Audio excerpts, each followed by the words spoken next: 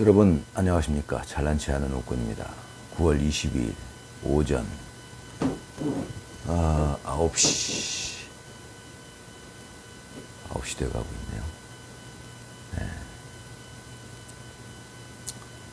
있네요. 어제 제가 주말이라 지인을 만나서 한잔 했는데,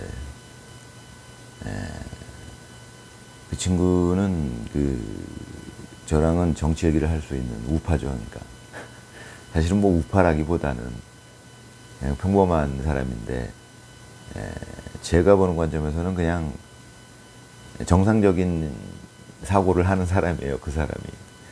지금의 좌파를 지지하는 사람들은 좀 뭔가 좀 이상한 면이 있죠.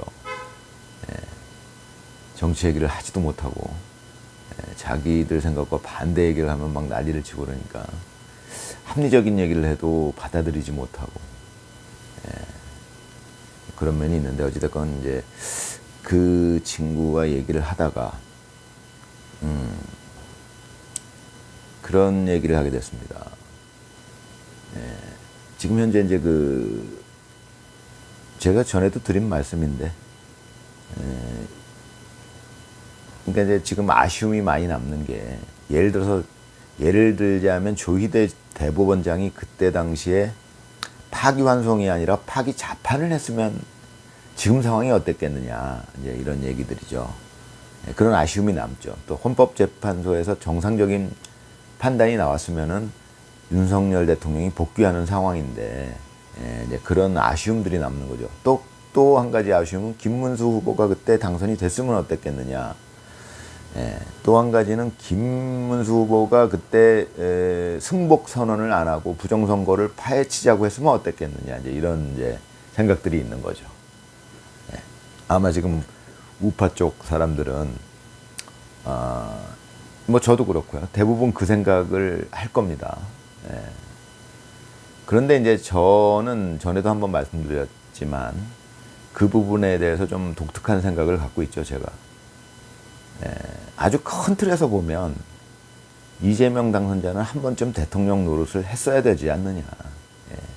전에도 한번 그런 말씀드렸는데, 그게 이제 무슨 얘기냐면, 이 잘난치 않은 옥군이 생각하기에 이제 우리나라가 이제 저는 이제 늘 말씀드리지만 이제는 이런 과정을 겪고 나서는 세계 최고의 정치 문화 수준의 정치 문화를 가진 나라가 될 것이다라고 말씀드리고 있는데, 제가 그 근거로 이제 여러 가지를 생각하고 있는데, 그 중에 하나가 이런 거죠.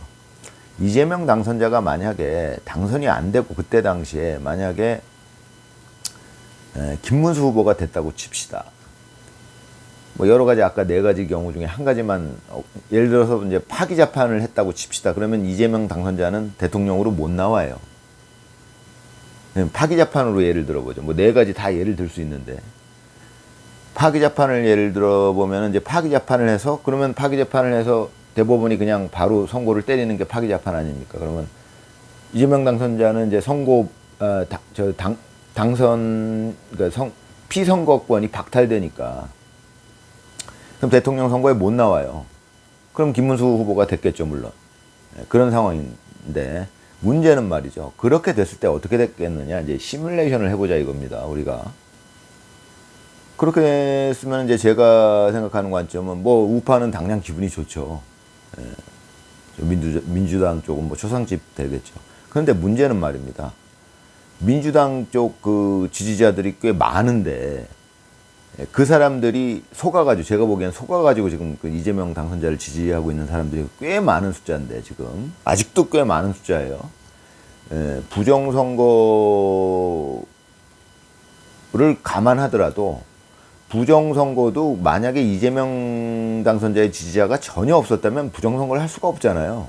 어느 정도 지지자가 있으니까, 지지 기반이 있으니까 거기에 덧붙여서 부정선거를 하는 것이지, 아무 지지도 없는 사람을 그냥 부정선거로 당선시킬 수는 없는 겁니다, 현실은. 너무 단순한 얘기죠. 그렇다는 것은 이재명 당선자의 지지자들이 그래도 상당한 숫자가 있다는 얘기인데, 우리나라에. 그러면 파기자판으로 만약에 이재명 당선자가 선거를 못 나와가지고 그냥 김문수 후보가 돼버렸다. 저쪽에서 뭐 대안이 없었으니까 대안으로 내세울 대통령 후보가 없었잖아요 그때. 그럼 뭐 김문수 후보가 됐다. 그럼 이제 그게 어떻게 됐겠느냐는 거예요. 그게 상황이. 제가 보기에는 엄청난 불만을 가진 우리나라 국민들이 생겨났겠죠. 아, 이재명 같이 훌륭한 사람이 대통령을 한번 했어야 되는데 그 부당한 방법으로 대법원 판사가 저쪽 우파 세력이 극우 세력이 그거를 판사를 조정을 해가지고 파기자판을 상식적으로 이해가 안 가는 파기자판을 때려가지고 이재명 당선자가 억울하게 대통령 선거에 출마했으면 당선이 됐을 텐데 출마도 못하고 지금 이런 상황이 됐다. 그렇게 생각하는 이재명의 지지자, 그런 억울한 불만을 갖는 이재명 지지자들이 우리나라에 얼마나 많이 생겨났겠습니까? 그럼 그렇게 생겨난 지지자들은 우리나라 정치를 계속 갉아먹고 있었을 거예요. 지금까지도. 지금까지가 아니라 앞으로도 계속. 그러니까 우리나라가 제가 말씀드리는 정치 선진국이 될 수 있는 근거가 없어져 버려요. 그렇게 될 수가 없어져 버린다는 거죠. 그 불만을 가진 그들의 불만은 뭐였겠어요? 억울하게 이재명 같이 정말 위인이 엄청난 능력을 가진 정말 훌륭한 위인이 대통령감인데 억울하게 저쪽 극우 세력의 조작에 의해서 대법원장을 매수해가지고 뭐 이런 식으로 생각을 했겠죠. 그래가지고 부당하게 판결을 파기 자판이라는 말도 안 되는 황당한 저쪽 입장이 그럴 거라는 얘기예요. 그런 재판을 해가지고 이재명 당선자를 억울하게 완전히 대통령 후보로 나서지도 못하게 만들었다. 이런 불만을 가진 세력들이 우리나라에 엄청난 많은 숫자가 형성이 됐겠죠. 그렇게 형성이 된 그 지지자들은 계속해서 민주당을 지지할 것이고 저 범죄자들을 계속해서 지지하게 될 거예요. 계속 속아 있는 상태가 될 거라는 얘기예요. 그런데 말입니다. 결국 이재명 당선자가 됐어요. 어찌됐건 저들 뜻대로. 지금 이 상황은 지금 당장 우리 우파 쪽에는 좀 아픔이 있죠. 그렇지만 제가 보기에는 장기적으로 보기에는 이 상황을 겪어야 됐다. 겪었어야만 했다. 그러니까 큰 틀에서 보면 하는 일이 늘 그렇구나라는 생각을 저는 갖게 되는데 지금은 좀 우리 우파 애국자들이 좀 견디기 힘든 시기죠. 이재명 같은 범죄자가 대통령 행세를 하고 있으니까요. 그러니까 지금 그런데 말입니다. 결국은 이재명 당선자가 저들의 뜻대로 대통령이 됐어요. 근데 벌써 3개월밖에 안 됐는데도 난리가 났죠, 지금. 미국 관세 협상하는 거. 이제는 점점 이재명의 실체가 드러난다는 겁니다. 이제 실제로 대통령을 시켜보니까 그 사람은 말로는 자기가 대통령을 하면 진짜 뭐든지 다 역사상 가장 위대한 대통령이 될 것처럼 늘 얘기해 왔어요. 근데 그 사람을 지지하는, 이재명을 지지하는 많은 지지자들은 그걸 그대로 믿었던 겁니다. 이재명의 거짓말을. 이재명은 거짓말을 아주 뻔뻔하게 잘하는 사람이에요. 그냥 말을 휙휙 뒤집어도 아무 죄책감도 없고 그런 사람이기 때문에. 그런데 이제 이재명 당선자가 대통령을 실제로 해보니까 다 드러나죠. 이 사람은 아무것도 할 줄 아는 게 없어요. 거짓말밖에는. 말을 막 뒤집는 거짓말. 그거밖에는 할 수 있는 게 없잖아요. 할 줄 아는 게. 이제 그거를 이재명 당선자가 실제로 대통령을 해보는 상황이 지금 된 거 아닙니까? 이 시기가 어느 정도 지나면 이제 이재명을 지지했던 사람들이 다 알게 되겠죠. 이게 다 거짓말이었구나. 자, 이 과정을 무조건 겪어야 된다는 겁니다. 그래야지만 우리나라가 정치에서 최고의 선진국이 될 수 있다. 이 얘기입니다. 제 말씀은. 그런 의미가 있다는 거죠. 그러니까 시간이 지나갖고 이제 역사가 판단할 일이지만 저는 그렇게 보고 있습니다. 이제 이재명 당선자는 한 번쯤 대통령을 했어야 되는구나. 그래야 우리나라 국민의 전반적인 의식 수준이 정치에 대한 이해도가 확 올라가는 상황이 될 것이다. 이런 얘기죠. 제 얘기는. 실제로 그래서 지금은 아픔의 시기지만 이런 아픔을 겪어야 이 아픔의 시기입니다. 이제 예전에 아파야 청춘이다. 또 고통을 겪어야 성장한다. 이런 얘기가 있잖아요. 마찬가지죠. 지금 이재명 당선자가 대통령이 된 이 시점은 우리 국민에게 굉장히 아픔의 시기예요. 우리나라 지금 경제고 뭐고 그 KSJ님이 늘 걱정하시는 대로 망가지고 있는 상황이죠, 우리나라. 이재명 당선자가 됨으로써 지금 뭐 내각이고 뭐고 지금 뭐 국무총리고 뭐고 전부 난장판 된 거 아닙니까? 지금 뭐 미국과의 협상은 뭐 말도 안 되는 거짓말로만 점철돼 있고 지금 대변 인사부터 해갖고 너무 잘된 협상이다 했던 게 지금 계속 25% 이제 맞게 생겼고요.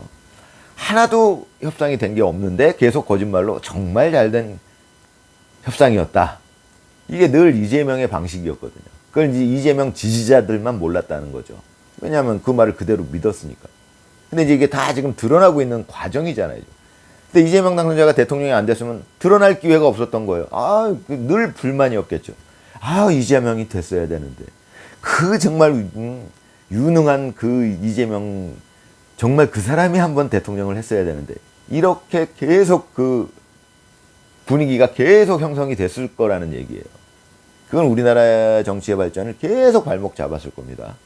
예. 아무튼 이제 그런 상황에서 이제 지금은 아프지만 이것은 크게 봤을 때는 뭐 우리가 몸으로 생각해 보면은 어떤 환부를 완전히 도려내야죠. 그걸 그냥 덮어놓고 대충 이렇게 해놓으면은 결국은 도지고 완전히 근본부터 치료를 해버려야죠. 뿌리를 뽑아야죠. 그런 거라고 봅니다. 이제 우리나라를 이제 인체로 비유하자면 이재명 당선자는 한 번쯤은 대통령을 했어야 된다. 그래야 온 국민들이 정신을 차린다. 알게 된다. 정신을 차린다는 건 알게 된다는 거죠. 이재명을 지지한 그 수많은 사람들이 이재명의 실체를 알게 된다는 거죠. 이제 이 과정을 통해서. 야, 이건 뭐 전부 거짓말이잖아요. 예. 그 다음에 이제 또 한 가지 효과는 김문수 후보에 대한 생각인데, 제가 어제 그 친구랑 나눴던 대화 중에 생각나는 부분이, 김문수 후보가 지금 욕을 많이 먹잖아요. 근데 이제 저는 그렇게 생각합니다. 김문수 후보의 입장이 돼보면요, 김문수 후보는 그렇게 할 수밖에 없었던 입장이라고 저는 봅니다. 이 김문수 후보가 만약에 거기서 승복을 하지 않고 선거 부정 파헤치자 이런 쪽으로 이제 투쟁을 시작했으면, 물론 우리 국민들은 좋죠. 네, 그건 좋은데, 문제는 김문수 후보 개인은 정말 완전히 처참히 망가졌을 겁니다. 제가 보기에는. 그러니까 김문수 후보 개인이 망가진다는 것은 무슨 얘기냐면, 제가 김문수 후보 입장을 바꿔보면, 그분 그때 대선 당시에 그분의 부인, 그 다음에 딸 자식, 외동딸, 그 다음에 사위, 그 손주 딸들 쭉 있었잖아요. 외손녀, 외손자 쭉 있었잖아요. 그 다 언론에 노출되고 전부 국민에게 공개됐어요. 근데 만약에 이 김문수 후보가 부정선거를 파헤치자는 쪽으로 투쟁을 선언했다면, 아마 김문수 후보는 제가 생각할 적에 그 부분에 대해서 고민이 깊었을 겁니다. 만약에 김문수 후보가 윤석열 대통령처럼 자식도 없고 그랬다면은 그 두 분이, 그러니까 두 부부가 대화를 해가지고 우리 희생합시다 했을 수도 있다라고 저는 봐요. 싸웁시다. 그렇지만 인간인데 제가 봤을 때는 우리 국민이 그것까지 바라는 건 아닌 것 같습니다. 어찌됐건 김문수도 하나의 인간인데, 자기 정말 눈에 넣어도 안 아플 딸 자식의 그 새끼들까지 있는데, 외손주 외손녀까지 있는데, 그들의 희생이 여러분들이 어느 정도 이해할지 모르지만 이 머리 좋은 웃구는 이해합니다. 만약에 정치판에서 김문수 후보가 그 길을 선택했다면 그 집안, 한 집안은 완전히 망가지는, 그 사위부터 해가지고 다 망가지는 거예요. 제가 보기에는. 제가 보기에는 김문수 후보는 자기 가정을 지킨 겁니다. 저는 우리 국민이 그것까지 바래서는 안 된다라고 생각합니다. 그래서 저는 아직도 김문수 후보를 존경하는데, 또 한 가지는 김문수 후보의 그 하늘이 맡긴 역할은 사실은 이미 다 하신 분이에요. 그분은 대선 후보로 나와가지고 40%, 제가 보기엔 부정선거가 없었다면 거의 50%를 얻었을 텐데, 50%를 넘는 지지율을 얻었을 텐데, 육박하는 혹은 넘는 그런 지지율을 얻었다는 것은 어떤 효과가 있었냐면, 김문수 후보의 그 청렴한 삶이 정말 그 초인 같은 청렴한 삶이잖아요. 인간으로서는 정치를 하면서 그렇게까지 청렴할 수는 없는 거거든요. 거의 그것은 현실적이지 못한 그 영화에서나 나오는 그런 실제 삶을 살았던 분이 그것을 온 국민에게 다 알렸다는 거죠. 그러니까 그것은 비유적으로 온 국민에게 긍정의 에너지를 한번 쫙 뿌려준 거예요. 아, 이런 사람도 있다. 그러니까 우리나라 전 국민의 의식 수준이 한 단계 확 올라가게 만들어 놓으신 분이에요. 김문수 후보는. 그 부분을 이 사람들이, 이 육군을 제외하고는 어떤 사람도 그 부분을 캐치하지 못하죠. 저는 그 부분을 느끼고 있어요. 아, 김문수 후보는 하늘이 맡긴 역할이 그거였구나. 네, 김문수 후보에게 맡겼던 역할이. 그래서 이미 그분은 할 일을 다 했다. 그러니까 우리 국민들의 정치인들이 갖춰야 될 도덕적 기준을 확 높여버린 분이에요, 그분이. 그 전까지는 정치인들 다 그런 거 아니야? 뭐 다 그렇지, 뭐 사람이 뭐 누구는 안 그래. 그러니 뭐 정치인 되면 다 욕심내는 게 당연한 거지. 이런 생각을 했다는 겁니다, 우리 국민들이. 그런 생각들 위에서 기생하던 정치인들이에요, 전부. 저 민주당이고 뭐 국회의원 중에서도 다수가. 국민의힘 중에서도 다수가. 저 정치인들, 지금 정치판에 있는 정치인들 중에 80% 이상이 다 그런 정서 위에서 기생하던 자들이죠. 아, 인간이 뭐 다 그렇지, 뭐 그 자리에 가면 나도 그러겠다. 안 그런 놈 어딨어. 인간은 다 그렇지. 그런데 김문수가 보여준 겁니다. 김문수 후보가. 아니다. 이런 사람도 있다. 인간이다. 김문수는 인간인데. 실제로 그 사람이 살아왔던 삶이 온 국민에게 다 알려졌어요, 그때. 그건 온 국민이 도덕적 기준이 확 올라간 거예요. 정치인이 갖춰야 될 도덕적 기준이 확 올라간 겁니다. 그게 우리나라 국민의 의식 수준이 한 단계 향상이 된 거죠. 그 역할을 했다는 겁니다. 엄청나게 큰 일이죠. 제가 말씀드리는 우리나라가 전 세계 정치의 최고 선진국이 되기 위해서 반드시 필요한 작업이죠. 반드시 필요한 건 가장 중요한 건 국민의 의식 수준이 높아지는 겁니다. 근데 국민들이 전부 생각하기, 아유, 인간 중에 안 그런 사람 어딨어. 다 나래도, 내가 권력 잡고 있으면 당연히 나래도 욕심 부리지. 그거에서부터 한 단계 확 업그레이드 시킨 게 김문수죠. 김문수는 그 경기도 지사 시절, 뭐, 그동안의 그 대선 후보로서 이제 모든 게 다 까발려졌으니까 그분의 인생이. 모든 게 다 알려졌어요. 온 국민에. 이런 사람도 있네. 이 사람이 과연 신선일까? 이런 느낌이었어요. 근데 지금 또 우리나라 국민 그분을 욕하고 있습니다. 제가 보기엔 그건 아닌 것 같아요. 김문수 후보는, 저는 이제는 그분은 연세도 있고 자신의 역할을 충분히 하고 우리는 그분을 그냥 정말 좋은 기억으로 추억하면 될 것 같습니다. 정말 훌륭한 일을 하셨다라고 저는 봐요. 그리고 저는 그분은 역사에 남아야 된다고 생각을 해요. 김문수 후보는. 그 정도로 큰 일을 하신 거예요. 눈에 보이지 않지만. 자기 삶으로서. 그러니까 무슨 뭐 이재명처럼 쇼를 한 게 아니라 완전 쇼는 하나도 안 했어요. 김문수는. 그러니까 이재명하고 너무 대비되는 삶을 산 거죠. 이재명은 완전 쇼예요. 그냥 삶 자체가. 온 국민이 그거에 속고 있었던 거고. 김문수는 그거를 완전히 극명하게 대비시켰어요. 국민에게 보여줬어요. 자신의 삶을 통해서. 그게 엄청난 일인 거죠. 제가 보기에는. 그것 자체로 우리나라 위인의 반열에 오를 수 있다라고 저는 봅니다. 그래야 된다라고 저는 봐요. 이 웃고는 말이죠. 여러분 즐거운 하루 되시기 바랍니다.